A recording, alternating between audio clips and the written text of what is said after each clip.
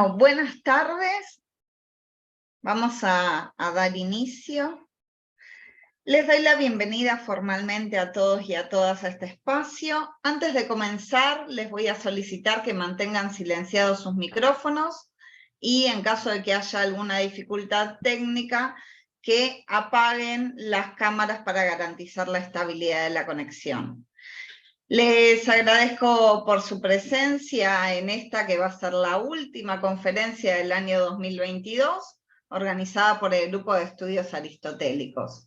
Para quienes no nos conocen, el Grupo de Estudios Aristotélicos está integrado por investigadores formados y en formación, estudiantes y becarios de distintas universidades argentinas. Se conformó en el año 2019 y forma parte del Centro de Investigaciones Filosóficas y cuenta con el respaldo institucional del Instituto Ezequiel de Olazo de CONICET.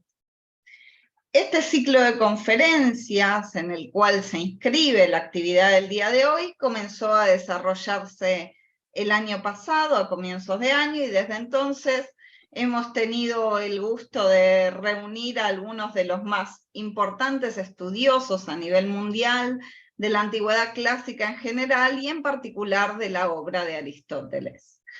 Y el día de hoy, por supuesto, no va a ser una excepción a esta regla, ya que contamos con la presencia del doctor Jorge Mittelman. El título de su conferencia es Habituación moral y acción incidental en la ética nicomaquea.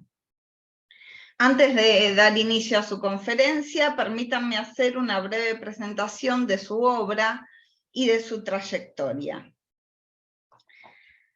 El profesor Jorge Mittelman es doctor en filosofía por la Universidad de París-Sorbonne y se desempeña como profesor titular de filosofía antigua en la Facultad de Humanidades de la Universidad de los Andes en Santiago, Chile. Su investigación versa principalmente sobre la psicología y la metafísica y la teoría de la acción de Aristóteles, con especial énfasis en la recepción neoplatónica y peripatética de las principales posiciones aristotélicas.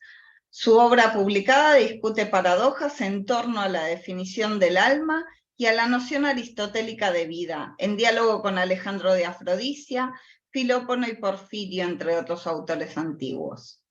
Entre sus artículos se destacan el reciente Philoponus Potentially and Soul Bodies, que se publicará en el próximo número de la revista Ancient Philosophy, Defining Material Substance, a Reading of Aristotle's Metaphysics, Z 10-11, en colaboración con Fabián Miei, publicado en la revista Rizómata este mismo año, y Neoplatonic Sailors and Peripatetic Ships, Aristotle, Alexander and Philoponus, publicado en 2013 en el Journal of the History of Philosophy. Ha publicado los resultados de sus investigaciones también en otras revistas de gran impacto, como el Archiv-für-Geschichte der Philosophie, perdón por mi alemán, Elenchos, Methexis y Phronesis, y ha contribuido en volúmenes colectivos relacionados con los tópicos de su especialidad. Por último, me gustaría destacar que ha traducido y anotado los dos primeros tratados del órgano aristotélico, las categorías y sobre la interpretación, para la editorial Losada en el año 2009.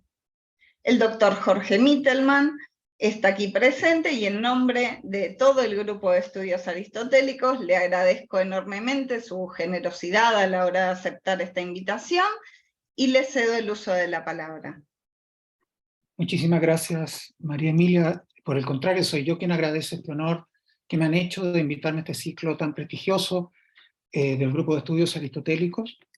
Es una gran alegría reencontrarme con colegas y amigos cuyo trabajo aprecio sinceramente, que me ha ayudado tanto en tantas ocasiones.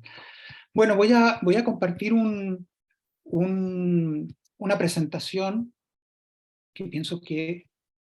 muy bien, claro.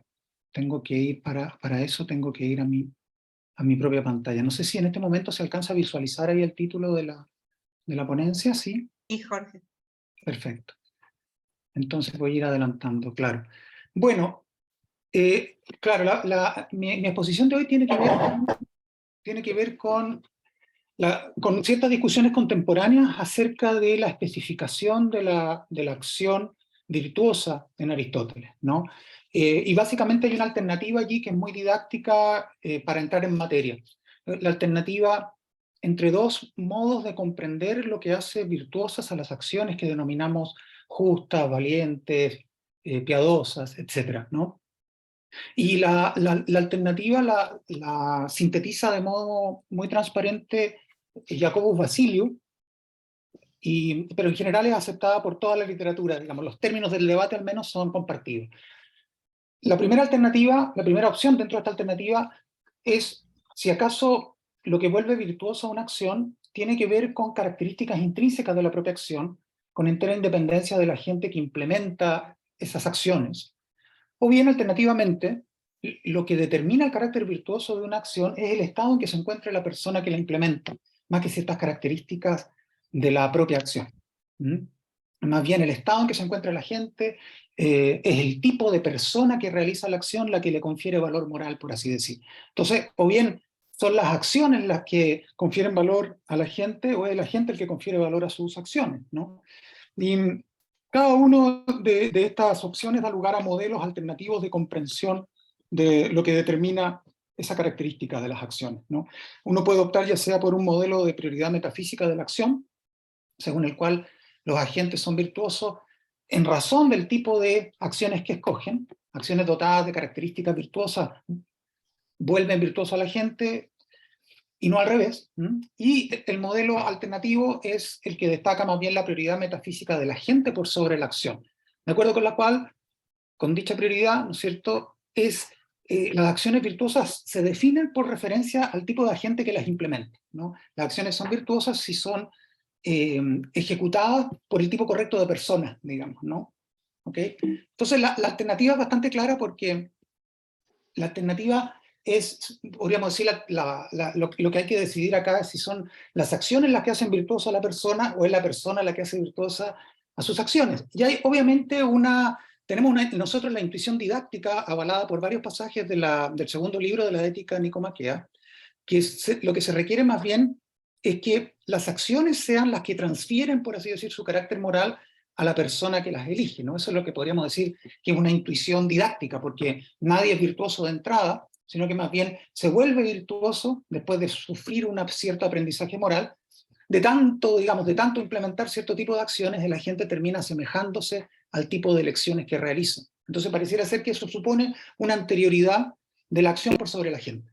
Ahora, curiosamente, si uno tuviera que rastrear este motivo, uno de los dos cuernos de esta alternativa uno lo puede rastrear con mucha claridad al libro cuarto de la República de Platón, ¿no? Donde Platón parece claramente optar por la prioridad metafísica de la gente, ahí en la página 443 de República 4, ¿no? Tomo aquí la traducción de Eggers Land para la Biblioteca Clásica Gredos, ¿no? Allí en esa página aparece esa caracterización de la justicia como un rasgo que concierne menos la praxis exterior de la gente que su disposición anímica interna, ¿no?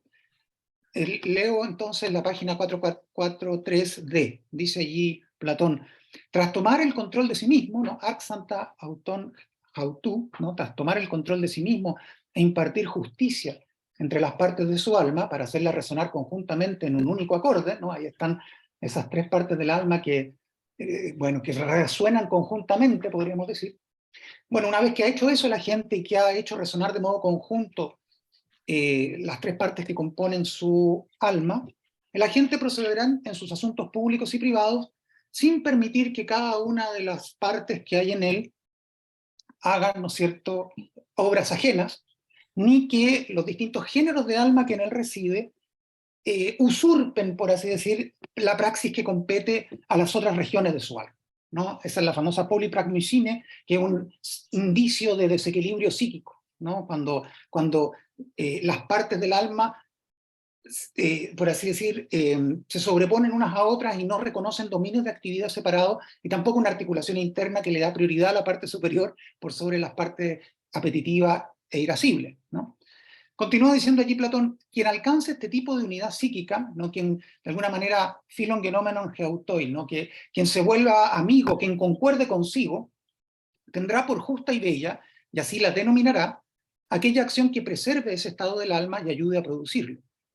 Y por injusta, la acción que disuelva dicho estado, ¿no? Acá este punto es muy interesante porque se trata de ver desde dónde reciben su denominación moral, claro, cuál es el lugar originario de denominación moral, del carácter moral, digamos, de una acción, ¿no? Y parece ser que el criterio de denominación que escoge Platón es la contribución de las acciones a la unidad interna de la gente, ¿no? Entonces, califica como justa y bella aquella acción que contribuye a la armonía psíquica de quien la implementa, ¿no? Entonces parece ser que hay un criterio de armonía psicológica interna del cual derivan su denominación moral las acciones. Entonces, por así decir, la acción moral la moralidad de la acción se especifica de adentro hacia afuera, desde el alma a la acción y no al revés, ¿no? Lo que parece ir entonces contra esa intuición didáctica que mencionaba yo hace un momento, ¿no? Según la cual son las acciones las que hacen buena a la persona. Si uno caricaturiza un poco, uno podría decir que Platón en esta página de la República está más cerca del polo opuesto. Es la persona la que confiere su carácter a las acciones, y las acciones reciben una denominación derivada del estado del alma al cual contribuyen. La que propicia cierto estado del alma es viciosa, la que propicia otro estado del alma es virtuosa, y el criterio de denominación de la acción es el estado psicológico al cual esa acción contribuye. Entonces tenemos acá una denominación traslaticia de las acciones a partir de los estados del carácter. Y esto es bien interesante porque el punto es semántico. Aparece allí la palabra denominar, onomaxonta, dice Platón. Me parece que en esta página 443 hay un precedente muy directo del modelo semántico de los progen legómena en Aristóteles, ¿no? Allí tengo ese texto de metafísica, desplegado en el handout, el texto de Metafísica 4.2, donde básicamente se despliegan las mismas relaciones lógicas de denominación prioritaria y derivada. Dice ahí Aristóteles, tal como sano, entre comillas, tal como sano se dice en todos los casos en relación con la salud, denominamos sana una cosa porque la conserva, a otra porque la produce, a otra todavía porque la indica. Bueno, en República 4 hay un mecanismo de denominación también derivada, como ustedes ven, donde Aristóteles dice legetai, Platón dice onomaxonta, ¿no? Pero se trata justamente de que la denominamos justa y hermosa a una acción que preserva, ¿no? donde Aristóteles dice filaten, Platón dice zotze, y donde Aristóteles dice toipoyein, Platón dice sinapergatse, pero las relaciones son más o menos las mismas, ¿no? O sea, el estado armónico del alma desempeña respecto de la virtud y de la calificación moral de las acciones, mutatis mutandi, el mismo rol que el organismo sano, que el único auténtico portador de salud, desempeña respecto de las aplicaciones derivativas de ese término. Llamamos sano a un instrumento que la produce, a un síntoma que la indica, a una dieta que la conserva, en fin. Entonces, a mí me parece que hay un precedente allí de derivación, de denominación, que es bien interesante y que muestra que efectivamente el caso focal de la bondad moral es el alma, tal como el caso focal, el locus propio en que reside la salud es el organismo, bueno, el locus propio en que reside la bondad moral es el alma y no la acción. Esquemas abstractos de acción que uno implemente están de suyo desprovistos de calificación moral intrínseca, uno podría decir. Entonces aquí tenemos, esta es la posición platónica, digamos, que se perfila en República 4. Al menos varios intérpretes consideran que Platón se decanta acá por ese cuerno de la alternativa. De acuerdo con esta prioridad metafísica de la gente por sobre las acciones, es la proporción armónica entre las facultades anímicas de la gente, ¿no? La que confiere carácter, ¿no es cierto?, a las acciones que implementa, ¿no? Y de esa armonía psíquica las acciones derivan su calificación moral. Y no es al revés, digamos, ¿no? No es que los estados del carácter que presenta una persona se denominen a partir del tipo de acciones que implementa, sino más bien las acciones que implementa se denominan a partir del carácter y no al revés. Julia Annas, en su introducción a la República de Platón, formula el punto de la siguiente manera, esta prioridad metafísica de la gente. Dice que el texto de República 4 que acabamos de leer identifica la acción justa por referencia al estado de armonía psíquica en el cual consiste la justicia platónica, esa dikaiosine, y no por referencia a un listado de deberes aceptados de alguna fuente externa. O sea, claro, Platón, más que especificar un catálogo de acciones encomiables o reprensibles, lo que hace es especificar un estado psicológico y derivar de él las acciones que si contribuyen a preservarlos son encomiables, y si contribuyen a destruirlos son reprensibles, ¿no? Bueno, todavía Vasiliu, este scholar contemporáneo, dice, si esto es correcto, si Platón tiene razón, no podemos identificar una acción como virtuosa o no, sin conocer el estado de la gente. Es una posición muy radical, que tiene, por supuesto, genera inmediato objeciones, ¿no? Uno podría pensar que hay ciertas tipificaciones genéricas de acción, ciertas descripciones que uno puede dar de cursos de acción genéricos, que, como saltar una deuda, que son incondicionalmente justas, ¿cierto? Pero allí ustedes saben que, bueno, Platón es muy sensible a la destreza socrática para el hallazgo de contraejemplos que invaliden circunstancialmente un tipo de acción moralmente inobjetable, ¿no? La especialidad de Sócrates, ¿no es cierto?, es diseñar circunstancias contrafácticas en las cuales una acción aparentemente inobjetable cambia su calificación moral, ¿no? El famoso ejemplo del Laques, en que dar vuelta a la espalda al enemigo puede constituir un repliegue táctico legítimo completamente exento de cobardía. Entonces tú ya no puedes definir la valentía como plantar cara al enemigo a todo evento y sin condiciones, porque hay condiciones que pueden modificar la calificación moral de esa acción. Y puede ser mucho más inteligente un repliegue táctico y te permita atacar por la retaguardia al enemigo. Y el famoso ejemplo de República 1, 331, donde la restitución a su propietario legítimo de un arma mortal, ¿no?, deja entonces la ley, la descripción, restituir un objeto a su poseedor legítimo, pierde en esa circunstancia su calificación moral prima facie inobjetable, ¿no? Entonces, a mí me parece que Platón encuentra en el estado del alma el criterio de bondad o perjuicio moral, justamente porque, tal como él dice en el Fedón, ¿no es cierto?, eso es una apuesta segura, que queda exenta, que no queda expuesta a refutación o contraejemplo. Yo creo que Platón renuncia a especificar acciones inobjetables porque sabe que cualquier acción puede ser objetada bajo ciertos contextos circunstanciales que invalidan su calificación moral. Así que tenemos acá lo que podríamos llamar la primacía del carácter como un legado socrático y platónico, que uno podría pensar que Aristóteles repudia, ¿no? Y sobre todo uno podría pensar que Aristóteles repudia esta primacía del carácter por su doctrina didáctica, según la cual, ¿no es cierto?, uno se vuelve virtuoso ejecutando actos virtuosos. Entonces pareciera ser que uno puede especificar el carácter virtuoso del acto sin hacer referencia al carácter, y el carácter deviene virtuoso a medida que se asemeja a ese tipo de acciones y se habitúa a ejecutarlas, ¿no? Pero bueno, vamos a ver si y en qué medida Aristóteles repudia ese legado. Mi impresión es más bien, hipotéticamente sugiero, que Aristóteles se mantiene fiel en lo esencial a este postulado socrático platónico de la primacía del carácter. Este postulado está bien descrito por el último traductor inglés de la Ética Nicomaquea, no Taylor, para la colección esta de Clarendon. Dice allí lo siguiente Taylor: el objeto último de evaluación ética es el agente, y no acciones particulares o tipos abstractos de acción. Las acciones particulares o los tipos abstractos de acción se evalúan como exhibiendo rasgos de carácter que son ellos mismos buenos, virtuosos, o malos, viciosos, y a su vez los rasgos del carácter son evaluados como aquellos que un agente bueno o malo manifestaría, ¿no? Entonces, por así decir, el orden de la denominación va desde el estado del carácter perdón, desde el estado del agente al estado del carácter, y el estado del carácter a la cualidad de la acción, y no al revés, ¿no? Lo cual, por supuesto, conflictúa con la intuición didáctica que uno tiene, según la cual no es el agente el que hace virtuosas sus acciones, sino que son sus acciones las que hacen virtuosa a la gente. O sea, podríamos decir que la intuición didáctica, lo que tiene que ver con el progreso y el aprendizaje moral, parece exigir una cierta prioridad metafísica de la acción por sobre la gente, y no de la gente por sobre la acción. Porque pareciera ser que si Platón y Sócrates tuvieran razón, es la bondad de la gente la que determina el carácter de sus acciones, y no al revés, ¿no? Entonces, a eso se le suele denominar, se le ha denominado recientemente la paradoja de la habituación moral, que surge cuando uno acentúa unilateralmente la prioridad causal, perdón, la prioridad metafísica de la gente.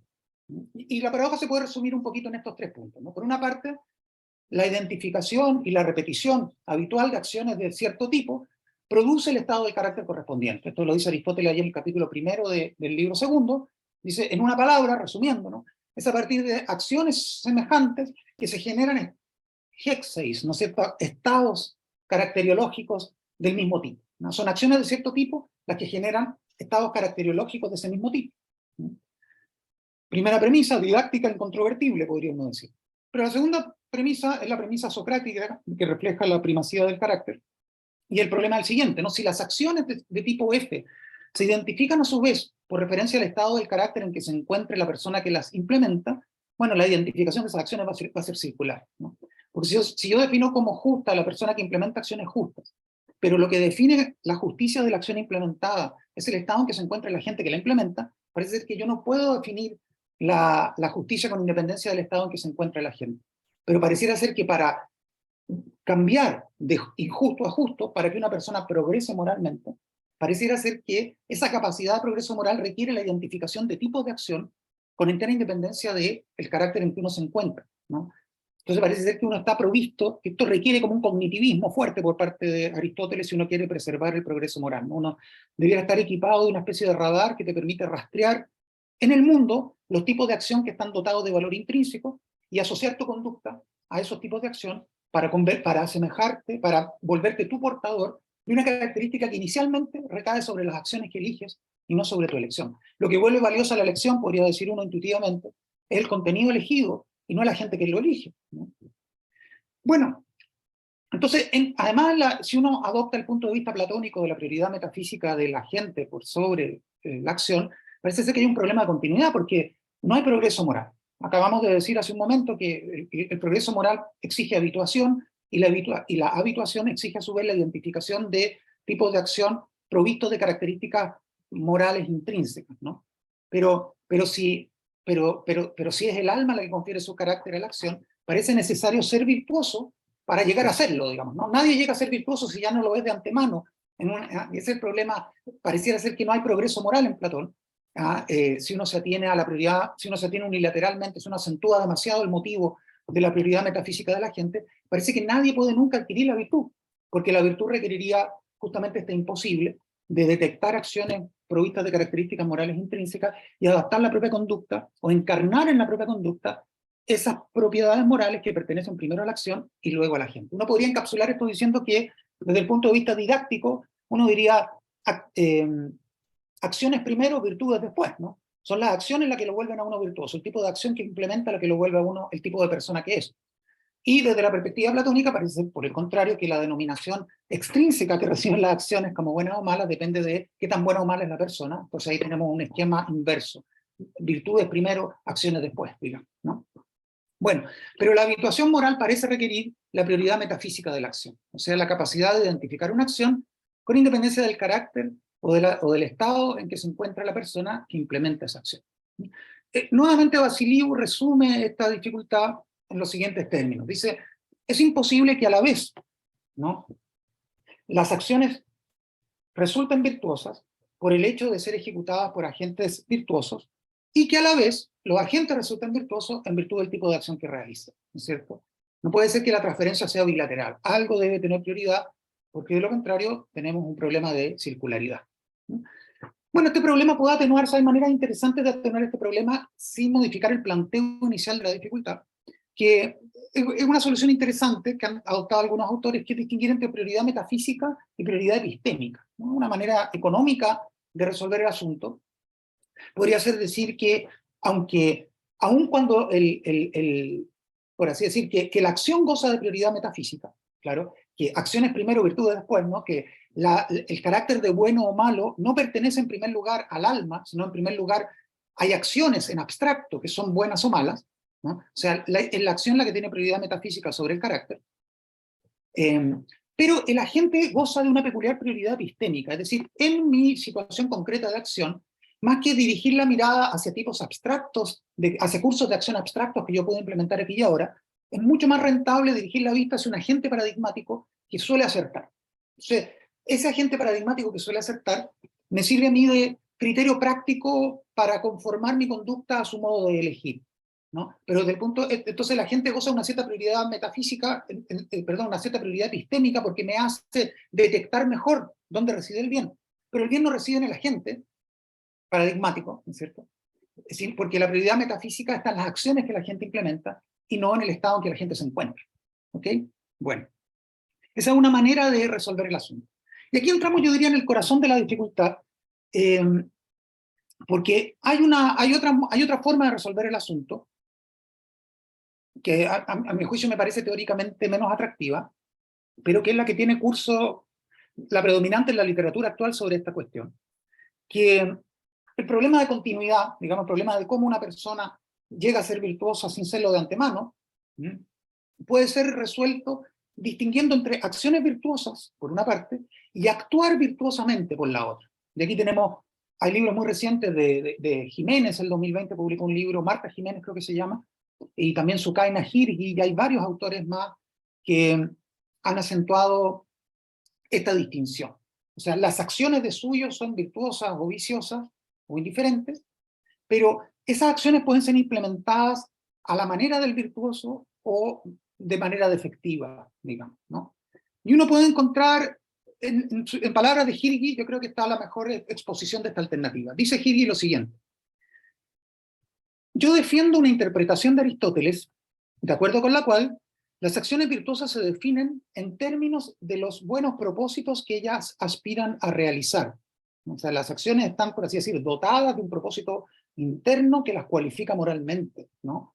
Entonces, las acciones virtuosas están definidas en términos de los propósitos buenos que ellas propician, y la virtud del carácter se define a su vez como una disposición estable para ejecutar acciones virtuosas, con ciertas características adicionales, digamos, ¿no? A saber, con una plena apreciación de por qué estas acciones son buenas y con los correspondientes deseos y respuestas emocionales en sintonía con esa apreciación racional, ¿no? Entonces podríamos decir que, en principio, el virtuoso, el aprendiz moral e incluso el vicioso pueden realizar la misma acción virtuosa. Por ejemplo, pagar los impuestos, ¿no? Pagar los impuestos es una acción de suyo buena, pero es susceptible de ser implementada a regañadientes o con sincera adhesión al bienestar colectivo. Y solo en este último caso, la acción ha sido ejecutada de manera virtuosa, pero la acción de pagar los impuestos tiene una calificación moral intrínseca que no depende del estado en que se encuentre el que paga los impuestos, ¿no? Porque las tres personas, el aprendiz moral, que es reticente, el virtuoso, que está convencido y adhiere y paga los impuestos por las razones correctas, como el potencial evasor que prefiere pagar por el temor a ser cogido en falta, los tres hacen acciones virtuosas, pero las ejecutan de distinta manera. Entonces la diferencia entre ellos es adverbial, no está en lo que hacen, sino en cómo lo hacen. Y esto parece que resuelve el problema. Como dice Marta Jiménez en un paper publicado en Forense el año 2016, dice, Aristóteles también afirma que las actualizaciones, las energías de las disposiciones, residen en las mismas acciones, en tois autois, sugiriendo con ello la ausencia de una diferencia significativa entre las acciones que los aprendices ejecutan antes de adquirir una virtud y aquellas que ejecutan una vez que se han vuelto virtuosos, ¿no? O sea, Jiménez es transparente en esto, ¿no? Se refugia, digamos, se asila en la frase de Aristóteles, de acuerdo con la cual las acciones que exhiben una virtud son las mismas acciones que nos permitieron adquirirla. Entonces, cuando Aristóteles formula ese acerto, esa mismidad entre las acciones entre las acciones que el aprendiz aprende dificultosamente a implementar y las que realiza gustosamente el virtuoso, bueno, la diferencia entre esas acciones no está en lo ejecutado, sino en el modo de la ejecución. Es más fácil, procede de una adhesión interna a la bondad de la acción, sin reticencia alguna, a partir de un estado firme e inconmovible del carácter, etc., ¿no? Entonces, en cuanto a la acción en sí, que ejecuta el virtuoso y el aprendiz, no hay una diferencia significativa, dice aquí. Y ese es el punto didáctico que parece, o sea, es el punto didáctico que parece avalar esta posición.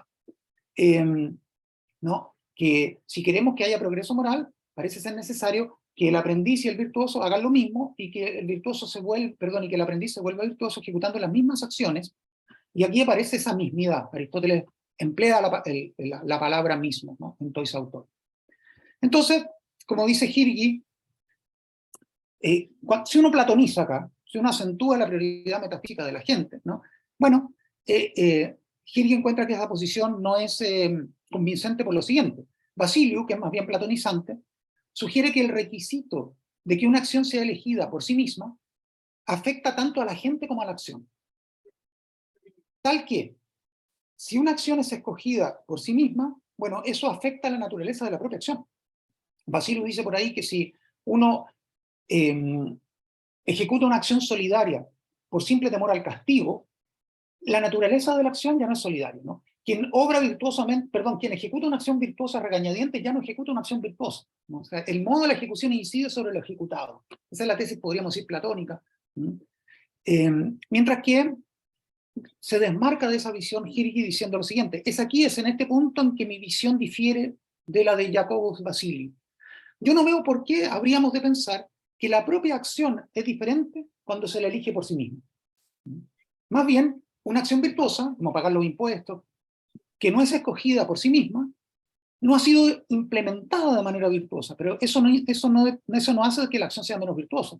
No ha sido hecha virtuosamente. Podríamos decir que la ejecución no estuvo a la altura de lo ejecutado, pero que lo ejecutado es irreprochable. Bueno, yo lo que voy a sugerir acá es, para cerrar esta posición, digamos, es un distanciamiento respecto a la lectura adverbial. O sea, una manera alternativa de preservar las dos intuiciones que están aquí en conflicto, ¿no es cierto? Que por una parte, la prioridad metafísica, perdón, por una parte, el aprendizaje moral y el progreso moral parecen requerir, ¿no es cierto?, una habituación didáctica sensata, ¿no es cierto?, una teoría plausible del progreso moral, de la habituación moral. Y por otra, tratar de ver cómo es posible preservar esa intuición didáctica sin que eso redunde en una prioridad metafísica de la acción por sobre la gente, sino que a mí me gustaría preservar la prioridad metafísica de la gente por sobre la acción. Entonces voy a proponer algunas lecturas, algunas objeciones a esta lectura adverbial de Hirgi, de Jiménez, de Auf der Heide. Hay bastantes autores en la literatura. Creo que Hampson recientemente también, una chica Hampson, ha propuesto algo similar. Escribe Basilio todavía, ¿no? El punto filosófico, ustedes se acuerdan que aquí hay algo muy hermoso en 2.4, en Ética Nicómaco, que Aristóteles dice que por una parte volverse un albañil no es demasiado distinto de volverse valiente, pero por otra hay simetría en el modo en que se adquieren esas dos características psíquicas, ¿no? Adquirimos la albañilería edificando y nos ejercitamos en la valentía, llegamos a ser valientes ejecutando actos valientes. Entonces parece haber un paralelismo perfecto, pero también hay una cierta asimetría entre ambas adquisiciones, porque Aristóteles piensa que cuando hablamos de adquisiciones técnicas, el producto es el árbitro supremo y da lo mismo el estado en que se encuentra el zapatero si el zapato es solvente, digamos, ¿no? Mientras que Aristóteles considera que cuando realizamos un acto justo no es irrelevante el estado en que se encuentre quien ejecuta esa acción para la calificación de la propia acción, ¿no? Eso es una asimetría. Entonces hay un momento de simetría entre técnica y virtud, y hay un momento de asimetría evaluativa entre el producto de la técnica y el resultado de la virtud. Ahora, dice lo siguiente Basilio acá: el punto filosófico de esta asimetría entre técnica y excelencia del carácter es que si yo soy generoso porque se me paga para hacerlo, entonces no solo yo no soy realmente generoso, sino que tampoco lo es mi acto. Pues, dice él, donar dinero para aliviar el hambre por sí mismo y donar dinero para aliviar el hambre con vistas a ganar una elección política son dos acciones éticamente distintas. Muy interesante, simétricamente opuesto a lo de Hirgi y Jiménez, porque Basilio va tan lejos como para pensar que la motivación interna de la gente desnaturaliza el acto generoso que realiza, de manera que si ya no actúa del modo correcto, la acción misma pierde su carácter, ¿no? Entonces, esa es una visión completamente alternativa. ¿Y por qué yo pienso que la visión de Basilio es más razonable que la de Hirgi, digamos? Bueno, la pregunta que nos hacemos entonces es básicamente esta, ¿no? Si las acciones mismas permanecen justas o valientes con entera independencia del modo en el cual la gente las ejecute. Y aquí es donde viene entonces un par de pasajes. Hay un paper que acaba de aparecer del año 2021 de Patricio Fernández en Phronesis, que se llama la prioridad de actuar a partir de la virtud, the priority of acting from virtue, ¿no? Claro, the priority of acting from virtue. Y allí él detecta la importancia de dos capítulos del libro quinto de la Ética Nicómaco para la interpretación correcta de los pasajes que estamos discutiendo en el libro segundo. Miren este hermoso texto que hay aquí en el capítulo octavo de la Ética Nicomaquea. Dice, voy a leer la traducción castellana de Credo, ¿no? Dice, puesto que las acciones justas e injustas, ¿no? Puesto que las acciones justas e injustas son las que hemos mencionado, comete una injusticia o realiza algo justo, quien lo hace de manera voluntaria. En cambio, si se las realiza en contra de la propia voluntad, ni se hace justicia, en un caso, ni se comete injusticia en el otro, a no ser de manera accidental. Pues se han puesto en práctica, ¿no? O se han realizado, o se realizan, aquellas acciones a las que incidentalmente sobreviene la calificación justo o injusto. Es decir, aquí, ¿por qué es importante este texto? Porque aquí Aristóteles admite un sentido en el cual uno puede ejecutar lo mismo, por así decir, el aprendiz y el virtuoso pueden realizar las mismas acciones, pero esas acciones son, por así decir, materialmente coincidentes. Quien realiza acciones materialmente coincidentes a partir de motivaciones morales opuestas, no ha realizado la misma acción, sino que ha realizado una acción virtuosa por accidente, en el mejor de los casos, ¿no? Y es decir, una acción que, si fuese elegida por las razones correctas, ¿no? Y a partir de las disposiciones internas del carácter adecuadas, podría ejemplificar el predicado justo. Pero que si no es ejecutada a partir de las disposiciones morales correctas, es solo una acción que potencialmente es digna de esa calificación. Es decir, aquí hay un ejemplo muy simpático. En el fondo hay acciones moralmente opuestas que comparten, sin embargo, ciertas descripciones comunes. Yo puedo describir, en un cierto nivel de análisis, dos acciones simétricas moralmente opuestas mediante la siguiente descripción. Abrir un cuerpo ajeno por medio de un instrumento cortopunzante. Bueno, esa descripción es una descripción genérica que se aplica tanto a un femicidio, digamos, como a una intervención quirúrgica, ¿no? Entonces, esas acciones en algún sentido mínimo y genérico son la misma acción. En ambos casos hay un nivel de...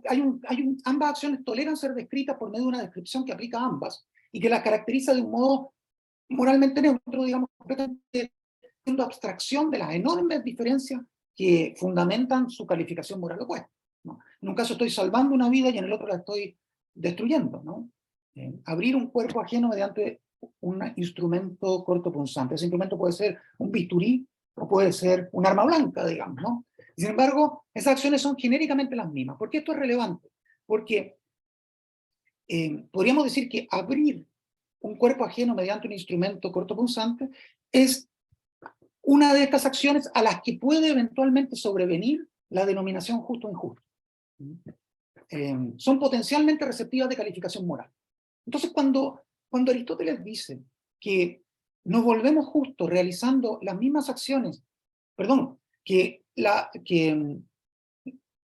acciones que expresan la virtud de la justicia son las mismas que nos permitieron adquirirla por primera vez, hay que estar muy conscientes de que la mismidad en Aristóteles no indica identidad.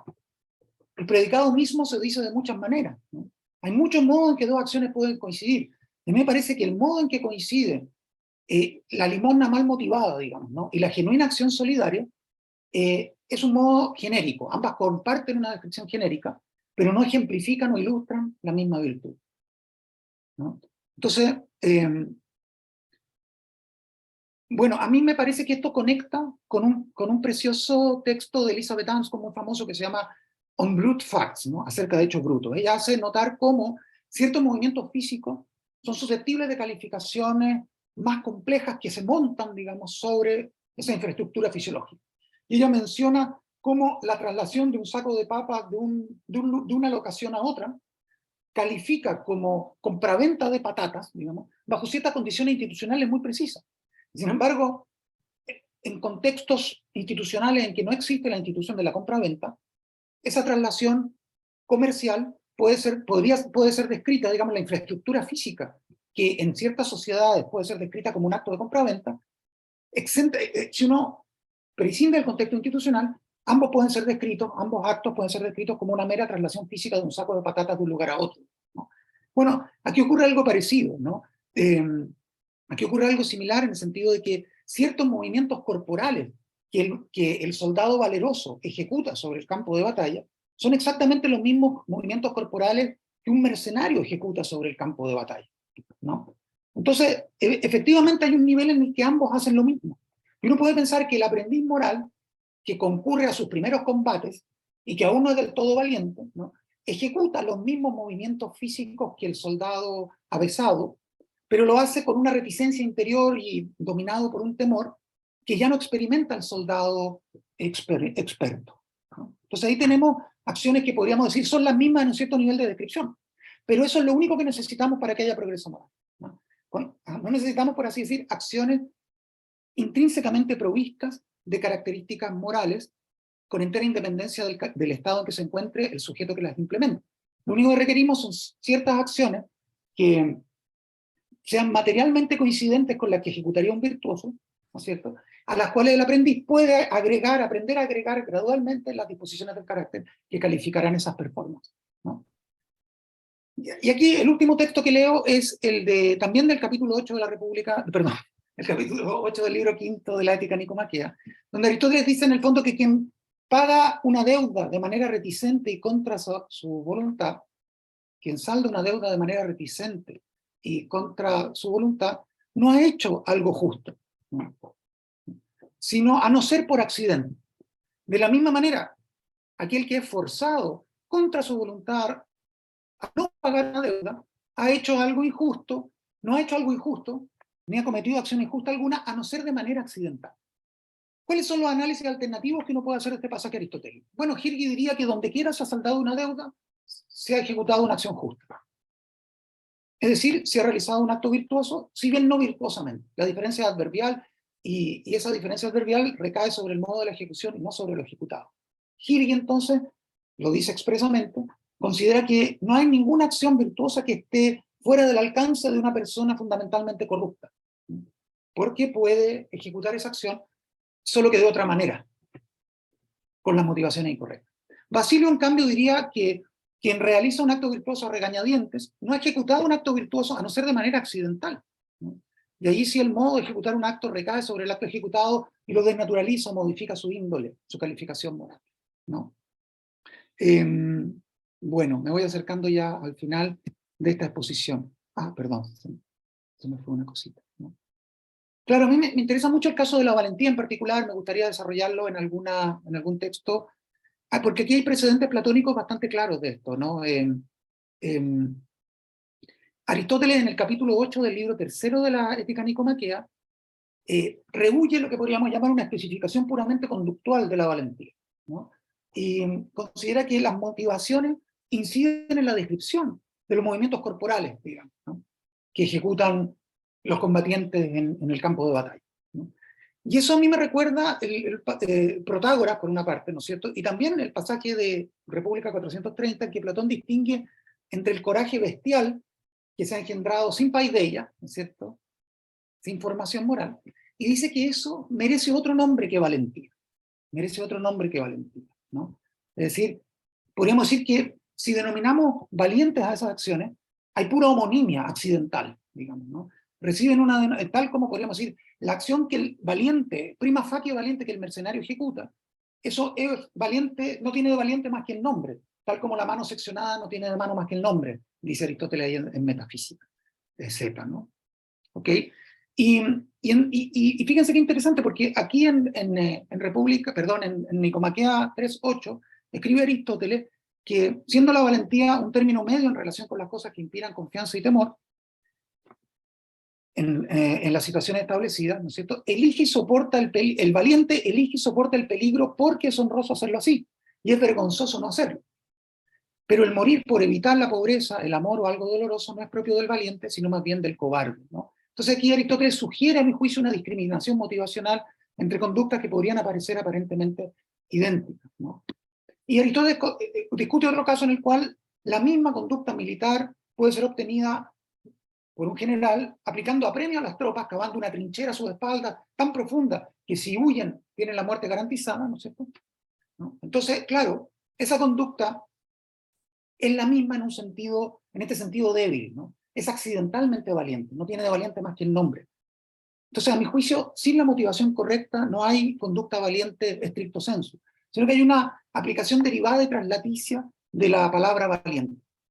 Y es bien interesante, porque eso muestra una afinidad con el párrafo de República 4 que leíamos al principio, ¿no? El caso focal, el lugar de la bondad moral está en el alma de la gente, ¿no es cierto? Y Y lo que hay fuera del alma, ¿no es cierto?, son tipos abstractos de acción que adquieren su connotación moral en virtud de las disposiciones internas de la gente que ejecuta ese curso de acción.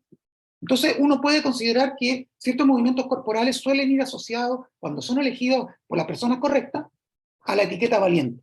Pero la presencia de esos movimientos corporales en el campo de batalla no garantiza la presencia de la virtud correspondiente. ¿No es cierto? Entonces, bueno, yo creo que por ahí va lo que yo quería compartir con ustedes esta tarde. O sea, yo diría que la acción valerosa, también para Aristóteles, no está disponible para ser instanciada con entera independencia de los rasgos del carácter que al menos parcialmente la constituyen o la identifican, ¿no? O sea, yo creo que hay ingredientes, o sea, que las disposiciones internas que Aristóteles menciona en Nicomaquea 2.4, no son, por así decir, no especifican maneras de ejecutar actos virtuosos, sino que inciden en la naturaleza misma del acto ejecutado. De tal manera que si falla la motivación correcta, el acto es deficientemente virtuoso. No está quizá enteramente exento de virtud, pero hay que incluir entre las condiciones de identidad del acto relevante la disposición interna de la gente, ¿no? Y aquí hay una alternativa conceptual, y esto sí es lo último que digo, que en la manera habitual de entender esta cuestión, pienso en Jiménez y en Girgi y en Hampson, lo que hace el virtuoso es añadir un modelo aditivo, podríamos decir, un modelo aditivo en el cual las condiciones internas de la gente se añaden a un acto virtuoso definido de antemano como tal, pero no especifican ese acto, ¿no? El acto se especifica por sus propias características y puede ser ejecutado con conocimiento de causa, elegido por sí mismo y a partir de una disposición inconmovible del carácter. Pero esas son condiciones adicionales que no alteran la naturaleza del acto. Pero el modelo alternativo, que a mí me parece más plausible, es que lo que hace el aprendiz es ejecutar un acto que comparte con el acto plenamente virtuoso una descripción genérica mínima y defectuosa que ha sido obtenida por sustracción a partir del caso focal. O sea, el caso focal de valentía es el del héroe, digamos, ¿no?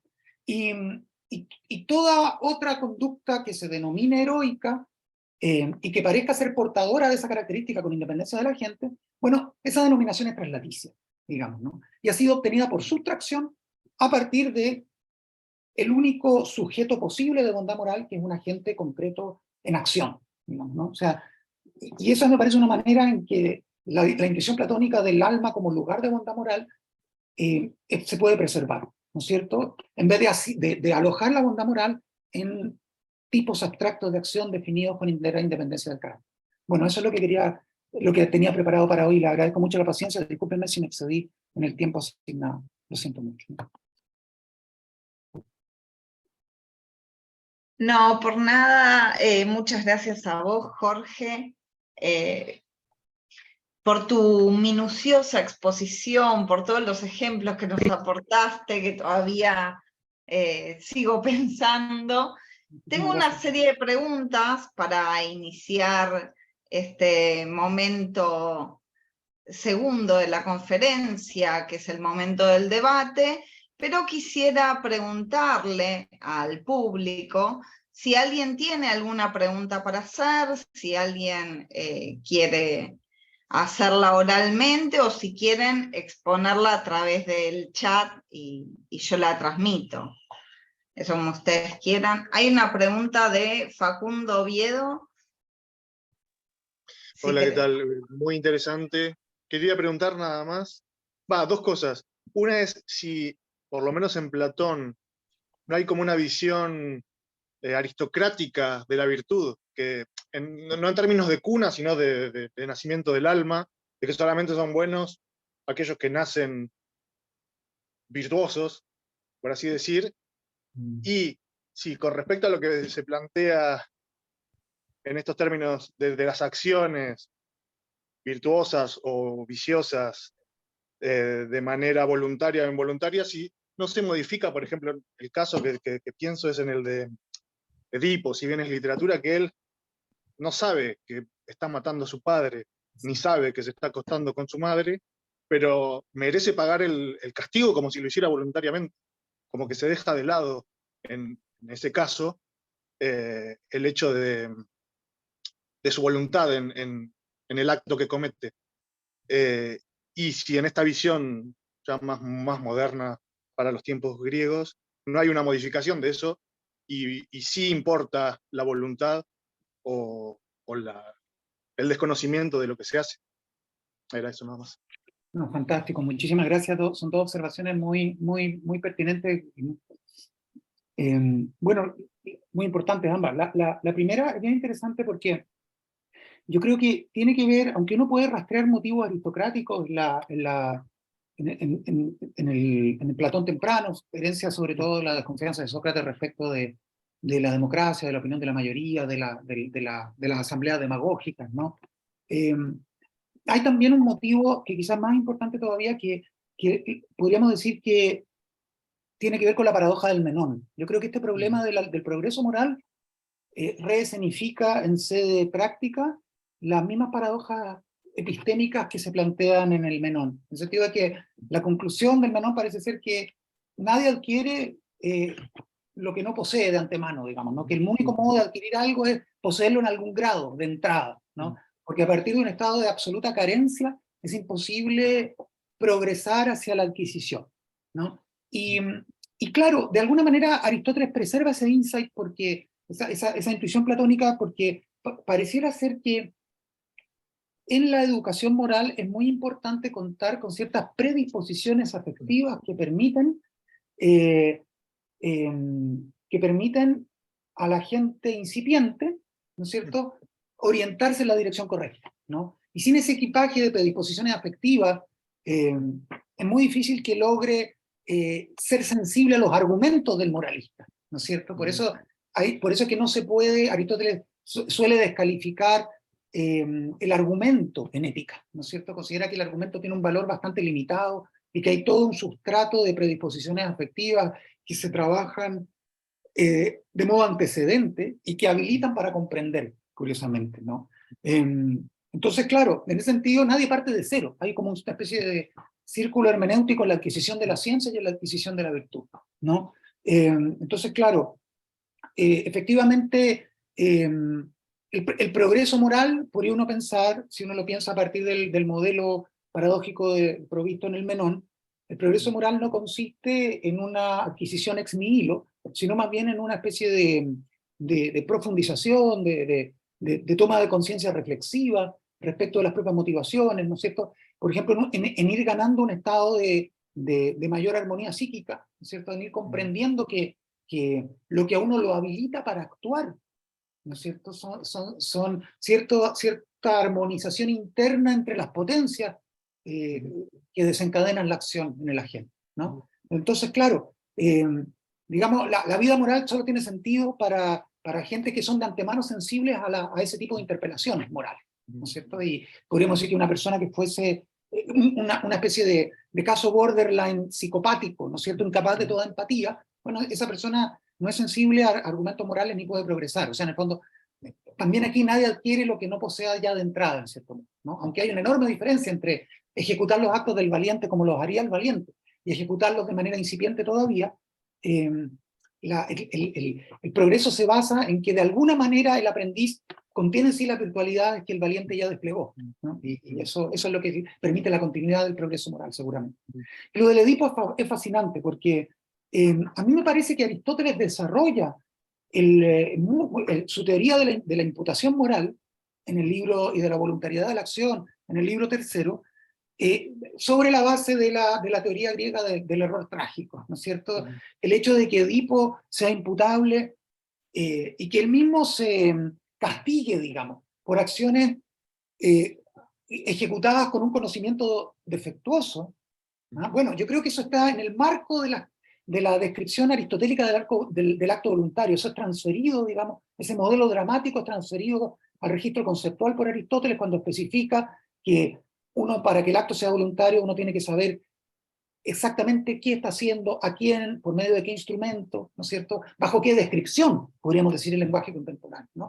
Entonces, desde el punto de vista de Aristóteles, Edipo puede ser imputable de un homicidio cometido, ¿no es cierto?, en una encrucijada, pero no de un parricidio, ¿no? Porque, y eso, el ejemplo del Edipo es muy importante para esta discusión, porque muestra que una de las características que Aristóteles especifica en 2.4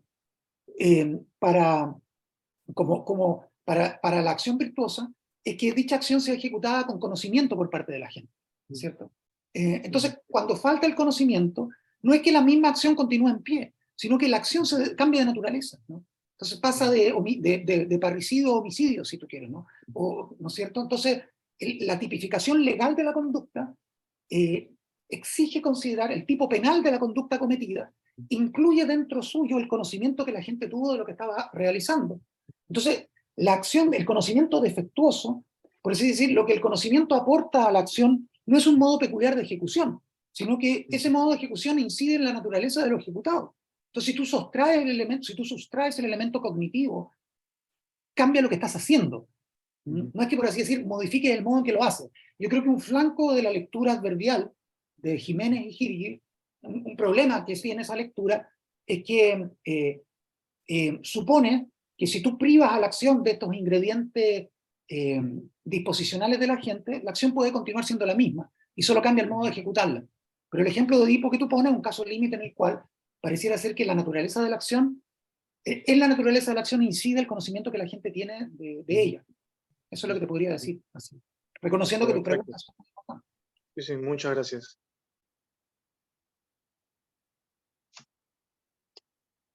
Muchas gracias, Facundo. No sé si hay alguna otra pregunta que quieran hacer. María Luisa tiene una pregunta. Bueno, en el caso de Edipo, ¿no es cierto? Hay un problema de culpa y esa culpa cae sobre la ciudad que tiene peste.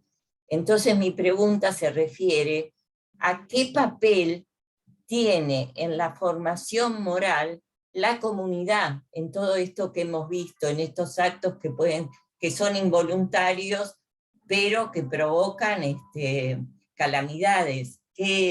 ¿Cómo se resuelve esto? Y si esta virtud, si la virtud en realidad no se puede adquirir, tampoco se puede enseñar, y eso me parece que es bastante limitante para la vida en comunidad. Claro, efectivamente uno tiene que, por así decir, salvar la pedagogía moral, la posibilidad de progreso moral, pero a mi juicio, preservar esa posibilidad no requiere sacrificar la prioridad metafísica de la gente por sobre la acción. ¿En qué sentido? Que lo que hacemos en comunidad es prescribir ciertos tipos de acción legalmente exigibles, pero no podemos ir más allá de exigir conductas, digamos, ¿no? Y eso significa que la ley prescribe, podríamos decir, acciones moralmente recomendables, pero su calificación moral es privativa o defectuosa en algún punto. Fíjense que aquí tengo un pasaje maravilloso que esta pregunta me permite citar, que está en la Ética Nicomaquea 5.9, 11.37 a 4 y siguientes, ¿no? Es increíble lo que Aristóteles dice de la ley, porque me parece que los contextos institucionales son muy importantes, y ustedes saben que uno de los contextos institucionales fundamentales en Grecia es la paideia, de la cual, por supuesto, la profesora Suñol sabe muchísimo más que yo, por supuesto, ¿no? Y la paideia es esa forma institucionalizada de transmisión del saber, pero ante todo una forma institucionalizada de transmisión del saber moral, ¿no es cierto?, que consta de muchos ejemplos, hay toda una didáctica del aprendizaje mimético allí, ¿no es cierto? Y también junto con esos contextos institucionales de transmisión del conocimiento moral, por medio de figuras literarias, por medio de ejemplos, por vía estética podríamos decir, hay también la otra manera de inducción del comportamiento socialmente deseable en la ley escrita. Pero la ley escrita tiene límites enormes, digamos, desde el punto de vista moral. La conducta prescrita por la ley es también una de aquellas cosas que, según Aristóteles, recibe su calificación moral de manera traslaticia a partir del modo en que el agente virtuoso cumple con esa norma. A tal punto que un agente genuinamente virtuoso ya no requiere ser coercionado por la norma, sino en el fondo lo que trata de hacer la norma es capturar de modo imperfecto una conducta virtuosa que ella es incapaz de procurar. La ley solo puede prescribir un cumplimiento puramente formal y externo con ciertas conductas exigibles en ciertas circunstancias, pero el modo adecuado de implementarla es el caso focal de virtud. Entonces dice aquí Aristóteles, de modo similar, la gente suele pensar que conocer lo justo o lo injusto no requiere de sabiduría, ya que no es difícil comprender aquellas cosas acerca de las cuales habla la ley. O sea, basta conocer la ley para conocer lo que es justo, podría uno decir, lo que la comunidad exige de mí. Entonces la gente dice, bueno, saber de la justicia no requiere ninguna habilitación cognitiva especial, basta informarse acerca de lo que prescriben las leyes. Pero lo que prescriben las leyes, continúa Aristóteles, no son las cosas justas, a no ser coincidentalmente. O sea, dice que los tipos legales, penales, digamos, ¿no? Las prescripciones normativas escritas son justas accidentalmente. Es decir, son modalidades defectuosas de acción, porque el carácter justo compete la característica justo compete a una cierta conducta que ha sido causada a partir de un estado del carácter que la propia ley no puede producir. La ley prescribe una conducta, pero no las condiciones internas en las cuales esa conducta debe realizarse.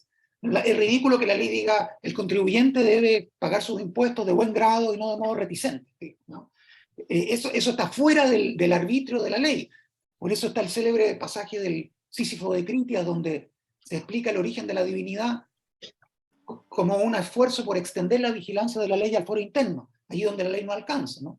Y por eso un legislador muy sabio discurrió que había dioses que disciernen allí donde los comisarios de la ley, más allá de la conducta, ¿no?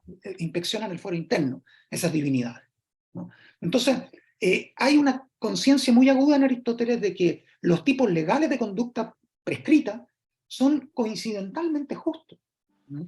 Y yo creo que eso es una descripción muy, muy deflacionaria, ¿no? Porque uno suele pensar que lo justo es la conducta prescrita por la ley, que tipos abstractos de acción son los portadores intrínsecos de justicia, y que uno se vuelve justo incorporando esos tipos en la propia conducta. Por eso al revés, Aristóteles piensa que más bien esos tipos abstractos de conducta han sido derivados de un agente paradigmático, y son modos deficientes de virtud. Así que bueno, eso es lo que podría decir, ¿no? La relevancia del contexto legal y la relevancia de la paideia. Y claro, la ley es el único modo que tenemos de llegar a ser virtuosos, pero es un medio muy deficiente, porque el cumplimiento de la ley no garantiza la virtud, ¿no? ¿Qué es lo que puede garantizar? Garantizar al máximo lo que puede garantizar es la concordancia material entre las acciones del virtuoso y aquellas que elige a regañadientes el contribuyente reticente, podríamos decir. Gracias. No, perdón, gracias a usted. Tengo, a propósito de lo que estabas diciendo, una pregunta de Silvana. No sé si la querés hacer vos o la leo yo, respecto de cómo se daría el aprendizaje. Sí, no. Bueno, yo había hecho algunas preguntas en función del PowerPoint que nos habías compartido, y buena parte, obviamente, en tu exposición ya las respondiste, de modo que podría resultar redundante mi pregunta. Pero en concreto, lo que no me, o sea, a ver si entendí, ¿no? La conducta del aprendiz respecto de la del virtuoso sería virtuosa por accidente, dirías vos, ¿no? Sí, me animaría a decirlo, claro. Entonces, pero ¿cuál sería la diferencia entre la conducta del aprendiz y la del vicioso si materialmente son la misma? ¿Cómo la calificarías? Claro, ahí también podríamos decir que, claro, qué linda tu pregunta, Silvana, claro. Tú dices el caso en que el aprendiz y el vicioso ejecutan materialmente la misma acción, ¿no es cierto? Claro. Vos habías dado un caso donde el virtuoso, el aprendiz y el vicioso, entonces, ¿cómo la calificarías? Porque no es viciosa la acción en sí misma, parecería. Y la segunda pregunta tenía que ver, sí, con el progreso moral o el aprendizaje moral. Si es por mímesis, lo estás pensando a partir de que el aprendiz tendría que identificar un tipo paradigmático, ¿no? Así sería la cuestión. ¿Y cómo lo haría? Porque si materialmente son las mismas, a las intenciones no podemos acceder. De hecho, solo vemos las acciones. Entonces, ¿cómo dar cuenta del progreso moral o cómo se efectivizaría ese progreso moral? Ah, fantástico, sí. Es muy linda perdón, permíteme comenzar por la segunda pregunta. Sí. Claro, es muy importante porque eso tiene que ver con el alcance de la mímesis. Normalmente, sobre todo durante, no sé, por el siglo XIX, muchos comentarios de la ética Nicómaco adoptaban un modelo mecánico de mímesis, ¿no? Donde podríamos decir que la conducta imitativa consistía en replicar en la propia conducta las características más exteriores del comportamiento de la gente socialmente acreditado, digamos, ¿no? Como virtuoso. Y claro, poco a poco fue creciendo la conciencia de que ese modelo de habituación mecánica no alcanza a dar cuenta de lo que podríamos llamar como la cara interna de la conducta, porque tú puedes tener una conformación puramente exterior con lo imitado, y eso es muy deficiente, es insuficiente para la adquisición del carácter que tú quieres replicar en ti mismo, ¿no? Entonces se supone que la mímesis se extiende a las disposiciones a partir de las cuales actúa el agente virtuoso. Entonces, lo imitado no es solo la conducta que la gente realiza, sino que dentro de ciertas comunidades de transmisión de prácticas morales, podríamos decir, y lo que se transmite no es solo la conducta a realizar, sino también se ejecuta en el marco de la paideia una depuración de los motivos, podríamos decir, que el aprendiz va internalizando no solo la conducta correcta, sino también las razones por las cuales esa conducta es elegible. Entonces, inicialmente, en los estratos iniciales del aprendizaje moral, solo tenemos acceso a la conducta buena, a la conducta socialmente prescrita, digamos, ¿no? Como buena en una comunidad de transmisión moral, de saber moral. En estados más avanzados, el aprendiz tiene acceso a discursos, ¿no es cierto? Aprende a dar razón, aprende a pedir y a recibir razones respecto de por qué esa conducta es exigible, ¿no? Y en un momento todavía más elevado, aprende que hay maneras alternativas, grados internos de adhesión a esa conducta, ¿no? Y que el auténtico soldado, no sé, pues, tal como está descrito, bueno, es uno que adhiere, que realmente está movido por el amor a la república, digamos, y no está movido por el amor a la posteridad, que puede ser un motivo homérico de ética heroica arcaica, ¿no es cierto? Pero está movido por una especie de propósito filantrópico. Entonces, ciertos autores que trabajan más de cerca la teoría del aprendizaje moral, en particular Jiménez, tratan de incluir dentro del rango de lo imitable el logos, digamos, las razones. Poco a poco el aprendiz se vuelve sensible a las razones de la conducta, ¿no? Entonces, todo supone, podríamos decir, primero hay una empatía afectiva con la conducta imitada, pero después hay una argumentación explícita respecto de por qué es exigible esa conducta, podríamos decir. Y respecto de lo primero, claro, yo no sé si tú estás pensando en una conducta viciosa que el aprendiz ejecuta por debilidad, por ejemplo, y que el vicioso ejecuta por convicción, ya a partir de un carácter incorregible, digamos, ¿no? Por ejemplo, puede ser que uno tenga la debilidad de apropiarse de lo ajeno, ¿no es cierto? En un momento de debilidad, en la ocasión hacia el ladrón, digamos, ¿no? Pero claro, hay otros que están, el vicioso está internamente convencido de que no hay estándares morales y que todo vale, digamos, ¿no? Entonces, allí también podemos hacer la discriminación relevante que nos interesa, porque esos dos actos materialmente coincidentes no son el mismo acto, diría Basilio, ¿no es cierto? O bien no son el mismo acto, o solo son coincidentalmente idénticos, si tú quieres, ¿no? No tienen la identidad irrestricta. En el fondo, los autores que estamos discutiendo acentúan demasiado la mismidad de las acciones, ¿no es cierto? Y la irrelevancia del carácter respecto de su tipificación. Pero uno puede tener una visión un poquito más moderada, ¿no es cierto? Y considerar que efectivamente hay un nivel de descripción en que tanto el que roba por debilidad como el que lo hace a partir de un estado inconmovible del carácter hacen lo mismo, pero porque sus acciones, siendo esencialmente distintas, comparten sin embargo una descripción genérica que después hay que especificar, ¿no? Y por supuesto el género dice mucho menos que la diferencia específica, ¿no es cierto? En buena lógica dice mucho menos, como dicen las categorías, ¿no es cierto? Dice mucho menos el que responde a la pregunta ¿qué es esto? Con la palabra animal, que el que responde a la pregunta ¿qué es esto? Con la palabra canguro, digamos, ¿no? Entonces, efectivamente, uno puede decir que un canguro y una cebra son lo mismo, pero está hablando de una manera muy laxa.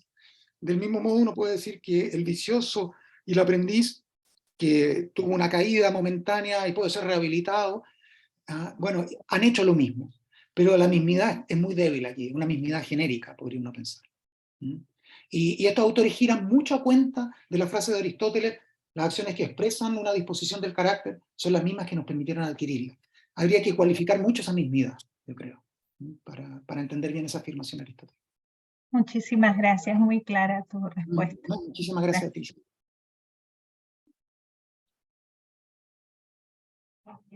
Perdón, no sé si hay otra pregunta del público. Si no, a mí me gustaría hacerte una consulta, Jorge, respecto de este mismo tema que venías desarrollando a raíz de la pregunta de Silvana, y es que si materialmente la conducta del virtuoso, del aprendiz y del reticente es la misma, pero moralmente es distinta porque adquiere otra calificación en función de la disposición de la gente a realizar eso, si podríamos decir que hay en los tres agentes, tipos de agentes, el mismo grado de voluntariedad a la hora de realizar esa acción. O si, por ejemplo, el reticente al hacerlo por fuerza o por miedo, entonces ya no estaría teniendo una acción plenamente voluntaria. Qué importante, esa pregunta es central, te agradezco muchísimo. Es muy importante, a mi juicio, para conversar acerca de esa pregunta, digamos.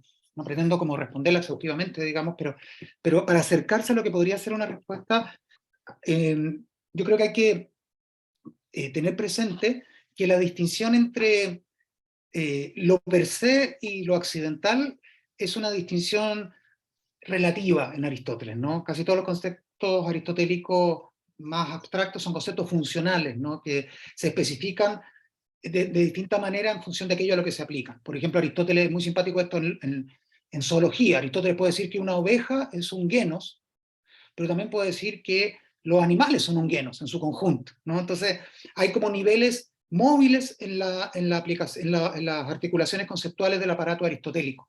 Y aquí pasa un poco eso con per se y per accidens. Entonces Aristóteles dice, por ejemplo, que una acción involuntaria, que ejecutar involuntariamente una acción, van a ser una acción impropia, digamos, una acción accidental comparada con la acción voluntaria, que es una acción per se.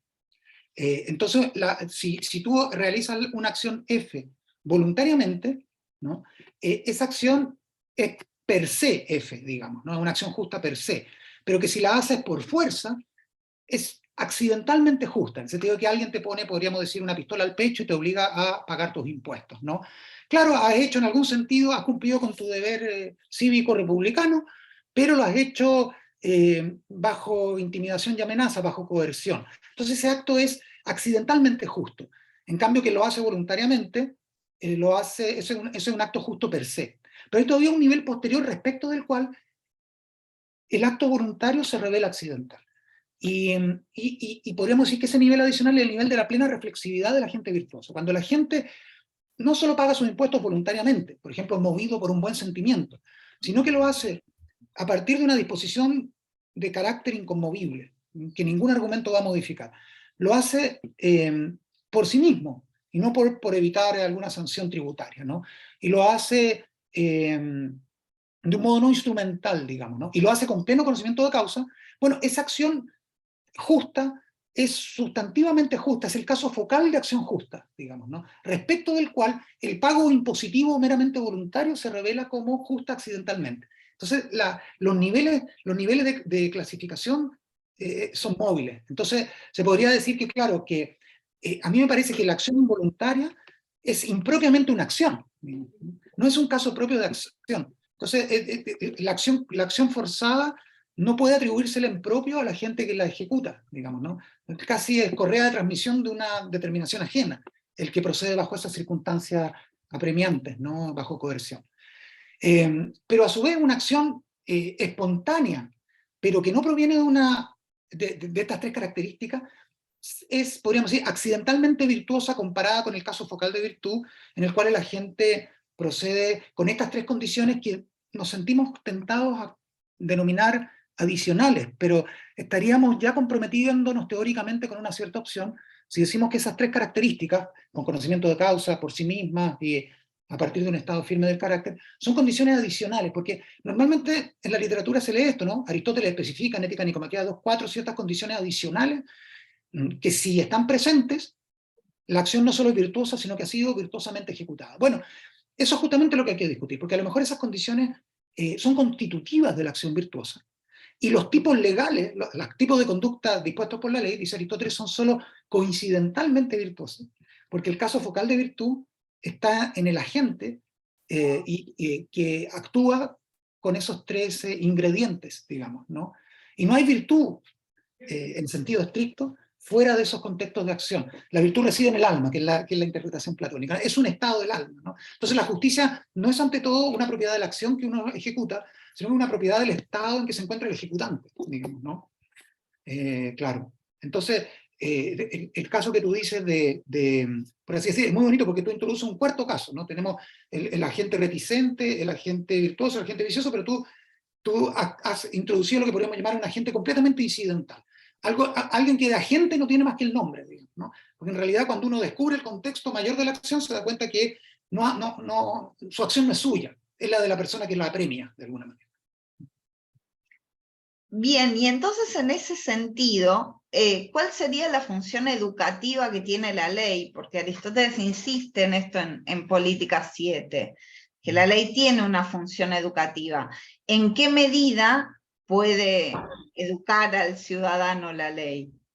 Confieso que eso es parte, podríamos decir, de mi agenda de investigación, pero todavía no lo tengo claro, te prometo. O sea, me gustaría mucho saber cómo, porque está esa polémica con el sofista Licofrón, entiendo, en política, ¿no? Donde la conclusión de Aristóteles es que la función de la ley es hacer buenos a los hombres, ¿no?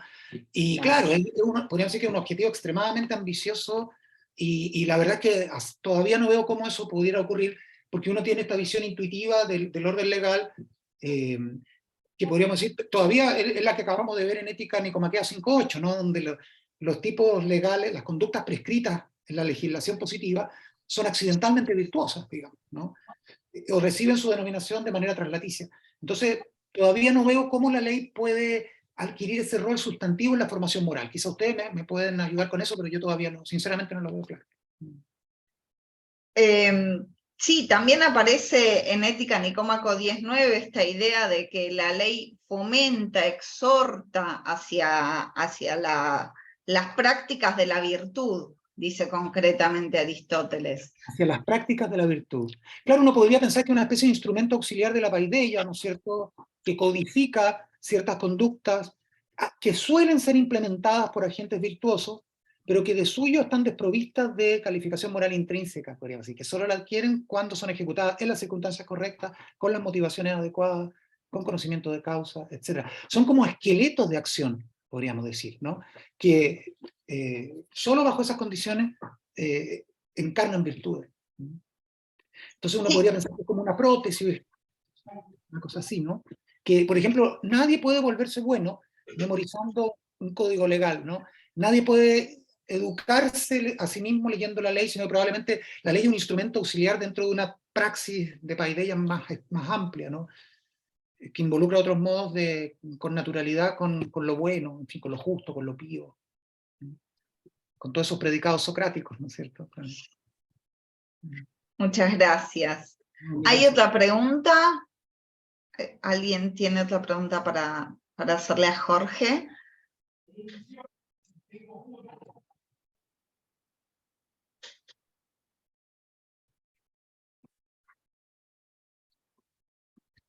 A ver. Alguien tenía abierto el micrófono, no sé si...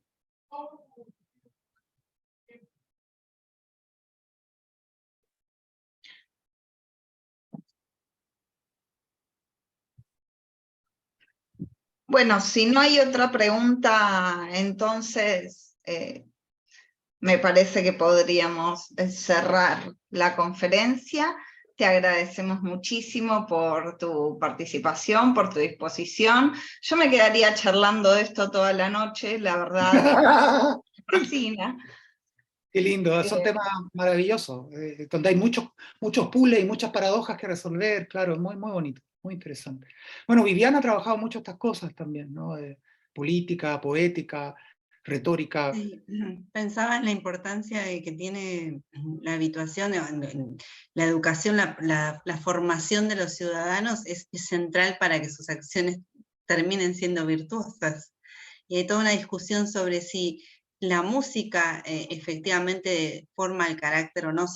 Hay un debate en un artículo sobre eso, de quienes sí dicen que tiene una influencia ética, el orden musical, y quienes afirman que no. Estaba pensando en eso. Eso es súper interesante porque además la música tiene, podríamos decir, un ingrediente como pulsional, medio irracional, pero al mismo tiempo es sumamente matemática y conceptual. Entonces mezcla esas dos cosas, ¿no? Como que... Es que esta idea de una influencia directa en el carácter, que es la única disciplina que tiene esa influencia directa. Un artículo de Brühlmann que trabaja este tema, que es el que argumenta que sí influye en la formación del carácter.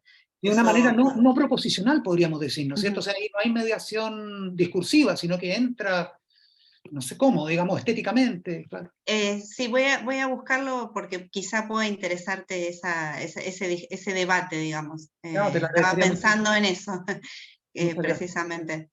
Creo que Destré, que bueno, que estuvo uno de los conferencistas, es de la partida contraria, de hecho, eso lo hablamos en su conferencia, así que es un tema de discusión, pero creo que este artículo puede llegar a interesarte porque cruza con la ética.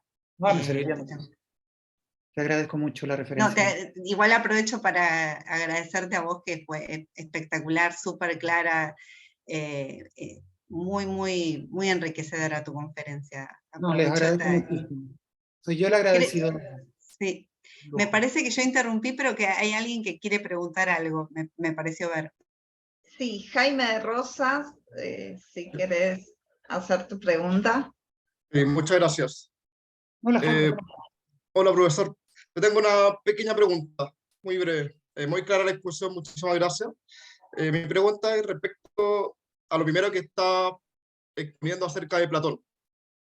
Esa idea del contraste entre Platón por un lado y por otro lado Aristóteles. Mi pregunta va, entonces, efectivamente en Aristóteles vemos que en el libro tercero, todo su tratamiento que nos estaba explicando acerca del concepto de voluntad, y sobre todo con esta idea de las atenuantes y de las agravantes en cuanto a la responsabilidad moral, que también ahí se ilustra el caso del valiente o del mercenario, como lo que usted estaba explicando.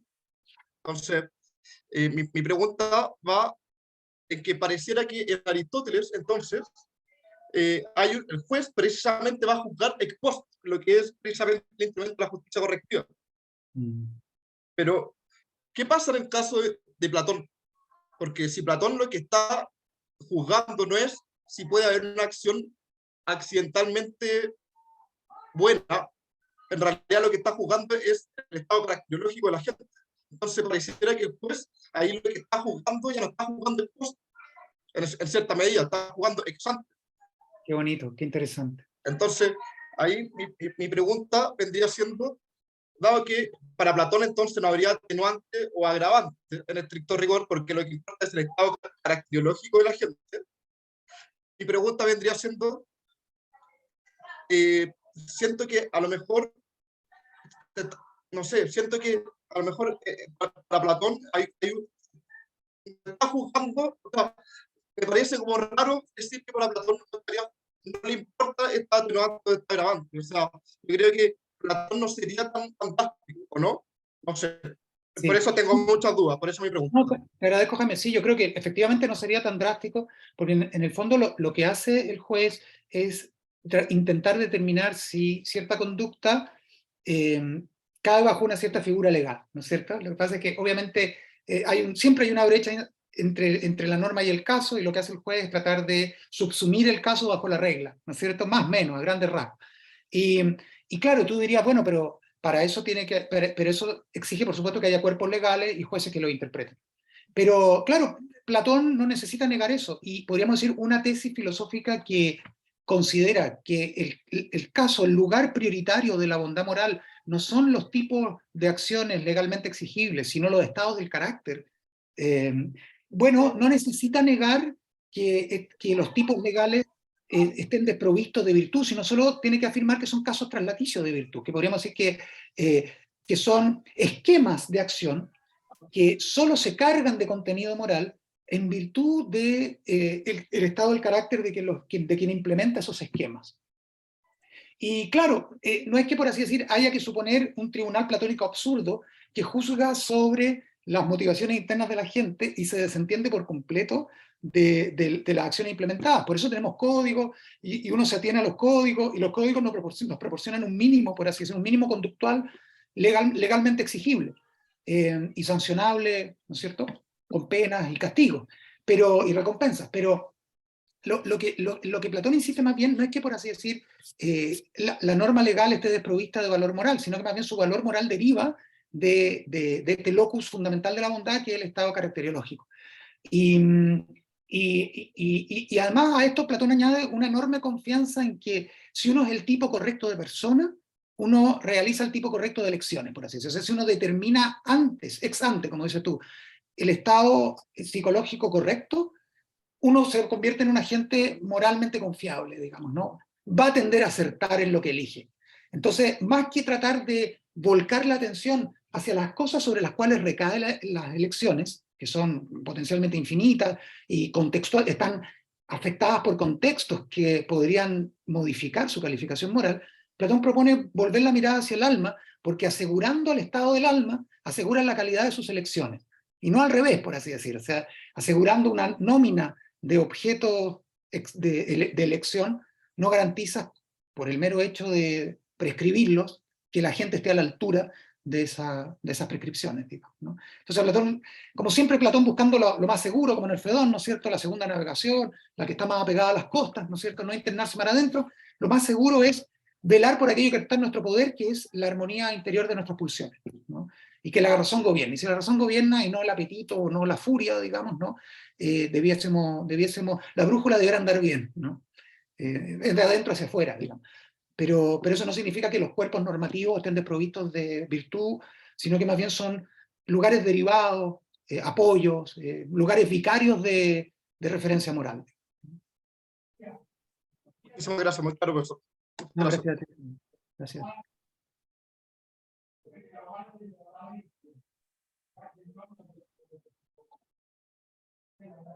Facundo, ¿tenés otra pregunta para hacer? Sí, breve. Lo de la música me hizo pensar, olvidando quién es el autor del problema 30, pero pensando en la constitución del temperamento desde la teoría de los humores, me hizo pensar eso. Digo, si se tiende hacia el equilibrio, no puede estar relacionado con el tema del acceso a la virtud.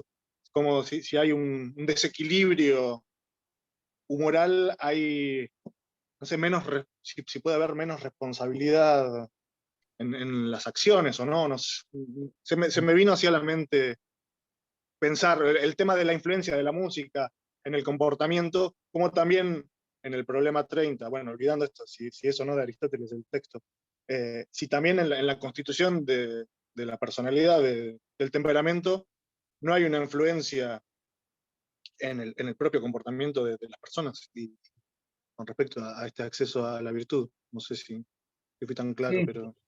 No, está bueno eso, sí. Pero no tengo presente el problema 30, perdona. No, Es el de no. la melancolía, los peristos y los seres que están por encima de los demás, relacionado con la melancolía, que es un texto que es pseudo aristotélico, pero siempre se lo adjudicó a Aristóteles, supuestamente de Teofrasto.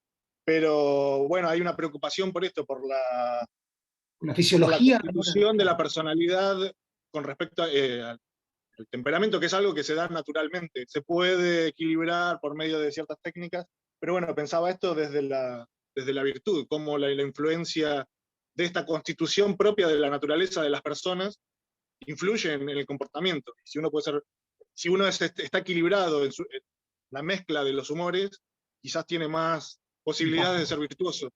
Sí, me parece que es una pista súper interesante de examinar. Te agradezco mucho la referencia ahí al problema 30, lo voy a chequear. A mí lo único que se me ocurre es que en la psicología aristotélica hay una cierta resistencia a considerar que muy en sintonía con el Fedón, ¿no es cierto? Que el alma sea una propiedad superviniente, digamos, ¿no? Al equilibrio de ciertos humores corporales, ¿no? Porque yo creo que esa, muy interesante, porque en el fondo que la disposición temperamental, podríamos decir, ¿no? Que podríamos decir que un desequilibrio humoral deriva en un desequilibrio moral, podríamos decir, para jugar con las palabras, ¿no es cierto? Sí, muy bueno. Pero que eso, yo creo que tanto Aristóteles como Platón tratan de evitar concebir el alma como una función dependiente de los estados fisiológicos internos de la constitución psicosomática del individuo, ¿no? Es la famosa teoría del alma armonía. Después, Alejandro de Afrodisia, por ejemplo, se acerca mucho a eso. Usa la palabra epigignomena cada rato, epigignestai, para decir que el alma, en el fondo, dadas ciertas condiciones justamente de composición humoral, sobreviene, ¿no es cierto? Sobrevienen ciertos estados del carácter, sobrevienen ciertas capacidades psíquicas, cognitivas incluso, en fin. Entonces, pero yo creo que Aristóteles, en cambio, combate mucho que el alma pueda ser una armonía y le gusta más bien suponer que el alma es lo que rige más que lo que es regido, quiere darle ciertos poderes causales como más de arriba hacia abajo que de abajo hacia arriba, ¿no es cierto? Pero claro, eso de todas maneras hay que equilibrarlo con el famoso compromiso ilemórfico de la psicología aristotélica y ver cómo, podemos decir, la verticalidad causal que va de la razón a la fisiología se atenúa en los parvos naturales y en este tipo de textos que tú estás mencionando, cuando Aristóteles hace una consideración muy detallada de la incidencia en la otra dirección, de la fisiología hacia arriba, ¿no? Así que te agradezco mucho, es algo que tengo que investigar. Muchas gracias. No, a ti. Muchas gracias. Bueno, ahora sí, si hay alguna otra pregunta, les pido que usen la función de levantar la mano. Y si no, vamos a dar por finalizada esta conferencia. Te agradezco nuevamente, Jorge, la exposición fue muy enriquecedora y el intercambio bastante más también.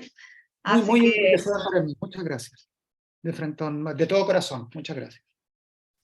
bueno, y un placer para todo el grupo que se haya acercado tanta gente a esta actividad y esperamos encontrarlos en las próximas conferencias que estemos organizando ya el año que viene. Así que muchas gracias nuevamente a todos y a todas. Muchas gracias, Jorge. Muchísimas gracias, Silvana. Muy honrada, muy honrada. Gracias. No, muchas gracias, un honor para mí realmente. Un abrazo grande a todos, especialmente a Viviana, María Emilia, a ti, Silvana. Muchas gracias por todo. Gracias. Estamos en contacto. Gracias.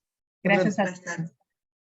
Gracias. Bueno, Martín, en las clases de educación física, de vóley y de fútbol, que siempre